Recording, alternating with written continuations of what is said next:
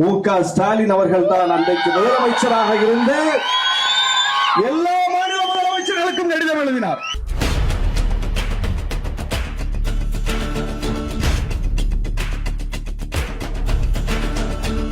மிகப்பெரிய போராட்டம், எழுச்சிமிக்க போராட்டம். ஆனால் இந்த முழக்கத்தின் விதை எந்த மண்ணில் போடப்பட்டது என்றால் பெருமை பொங்க சொல்ல முடியும். தமிழ்நாட்டில் போடப்பட்ட விதை.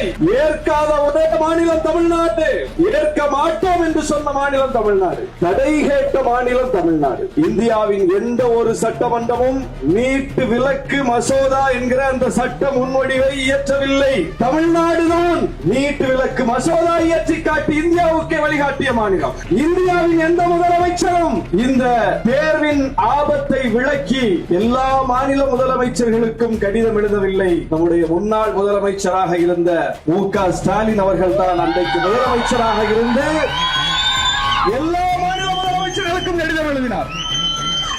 இந்த தேர்வு கொடூரமான தேர்வு, வாங்க போராட வாங்க, நாங்க நீட் விலக்கு கேட்கிறோம், எங்க கூட சேர்ந்து எல்லாரும் கேளுங்க என்று சொல்லி எல்லோருக்கும் கடிதம் எழுதினார். நம்முடைய முதலமைச்சர் அன்றைக்கு தன்னுடைய கடமையை செய்தார். யார் இந்த குரலுக்கு செவி சாய்க்கிறீர்களோ இல்லையோ, எங்கள் முழக்கத்திற்கு பின்னால் யார் வருகிறீர்களோ இல்லையோ, இந்த முழக்கத்தை வைப்பது எங்கள் கடமை, உங்களுக்கு இந்த கருத்தை கொண்டு வந்து சேர்க்க வேண்டியது எங்களுடைய கடமை என்று சொல்லி அன்றைக்கு எல்லா மாநில முதலமைச்சர்களுக்கும் கடிதம் எழுதினார். சட்டமன்றத்திலும் சட்ட மசோதாவை கொண்டு வந்தார்.